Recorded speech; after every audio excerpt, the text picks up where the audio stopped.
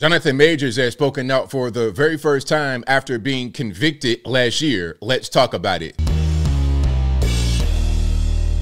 How's everybody doing? My name is Anthony Brian Logan, and today we got to talk about the actor Jonathan Majors speaking out for the very first time after being convicted of reckless assault in the third degree and harassment.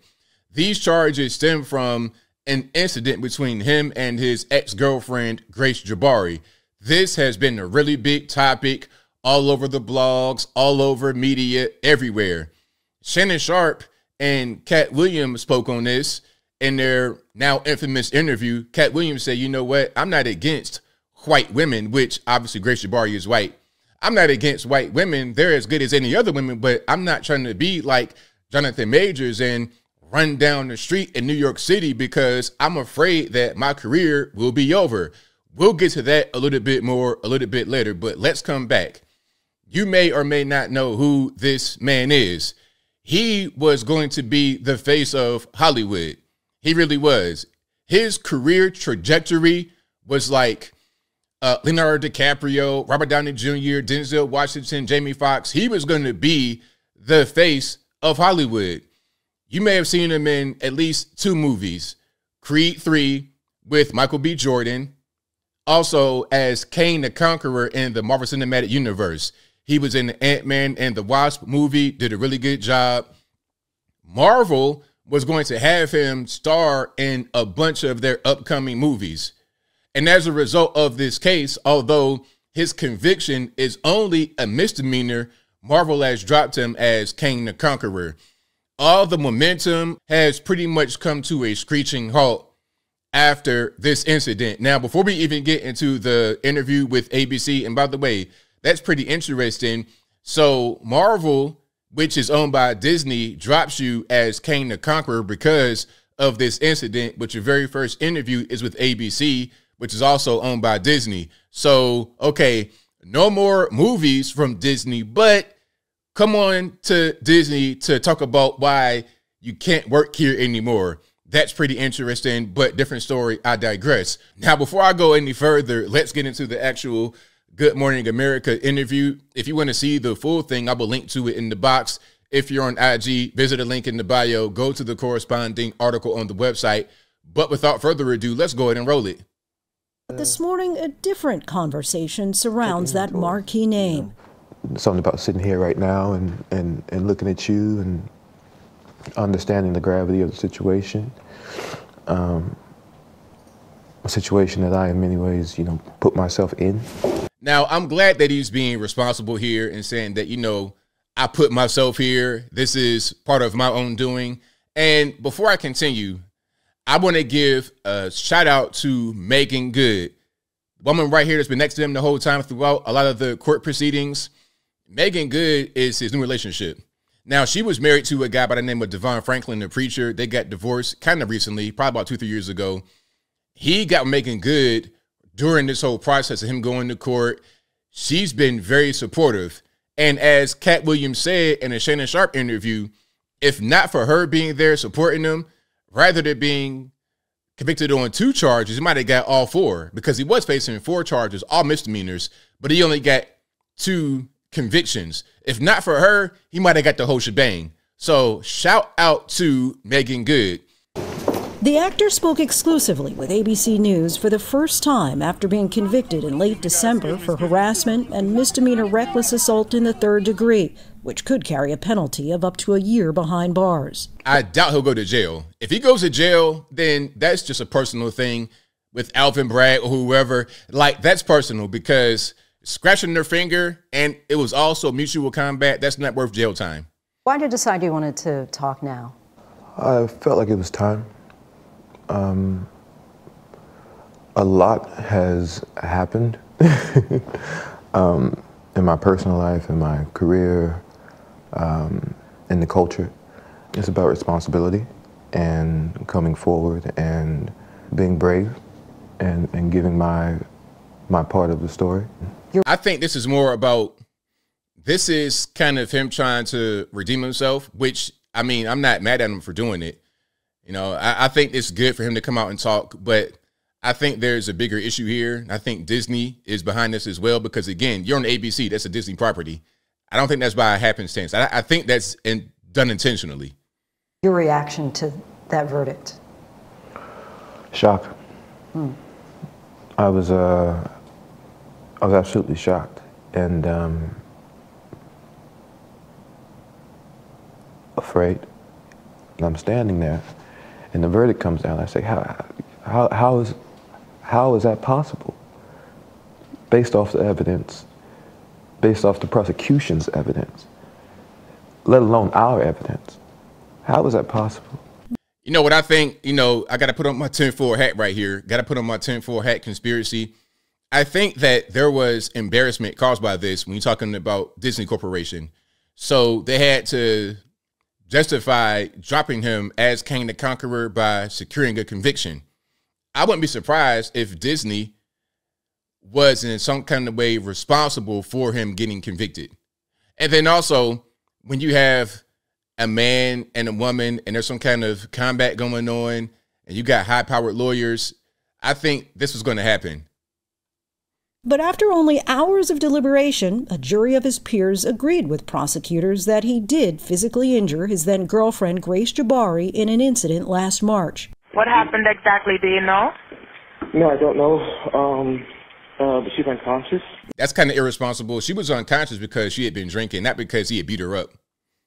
But she's unconscious. That 911 call from Majors came hours after an argument broke out with Jabbari in the back seat of an SUV when Majors received a text from another woman saying, "Oh, how I wish to be kissing you." Jabbari testified that when she grabbed the phone, Majors tried to get it back, fracturing her finger and giving her a cut behind her ear. She says inside the car, you hit her in the face, twist her arm behind her back, fracture her middle finger. Yeah, that did not happen. How did those injuries come about? I wish to God I knew. What happened was they were fighting over the phone. Now, if she had her finger broken and a scratch, that's just mutual combat trying to get the phone. Now, I don't know about y'all, but I'm not losing my entire career over a cell phone. But it wasn't really about the phone. In the full interview, which I'll link to in the box, he even admits that he shouldn't have been with her. It was a toxic relationship. Again, if there's any kind of conflict going on, listen, I'm Kang the Conqueror. I'm Jonathan Majors. I'm in Creed. I'm the face of Hollywood. I'm the prize. Oh, I said it. I'm the prize. Who are you? I don't care if I work at McDonald's, a gas station, if I'm outside on the street bumming for change. If you are going to cause conflict in my life, you can go over there. That's why he's here right now doing this interview. That would give clarity. That would give me some type of peace about it. But you're confident you didn't cause I have no them. question. Surveillance video shows Majors getting out of the car, followed by Jabbari, whom he then puts back inside the vehicle. What happens next is what the defense remains focused on. Majors runs off, and Jabbari chases after him. If you watch those videos, and you reverse that, and you saw a black man chasing a young white girl down the street, screaming and crying, that man is going to be shot and killed in the streets of New York City. Oh, yeah. Majors' defense team shared these photos. He's not lying about that. You see something, you see that going the other way around, chasing, yeah, automatically, okay, what's going on here? You're going to be in trouble if the reverse happens, for sure. Which he says show the injuries he received that night, which were deemed inadmissible in court. How were you injured? My injuries were, I had a scratch on my hand, you know, from clawing for the phone. And I had a gash on my, at the time I had a beard. Under my beard, I had essentially a fingernail scratch on my, I guess my cheek from pressure. And that bled overnight. But prosecutors say Majors was the aggressor. District Attorney Alvin Bragg says the evidence presented throughout this trial illustrated a cycle of psychological and emotional abuse. Emotional abuse? In court, prosecutors pointed to a previous argument during which he knocked a candle to the floor.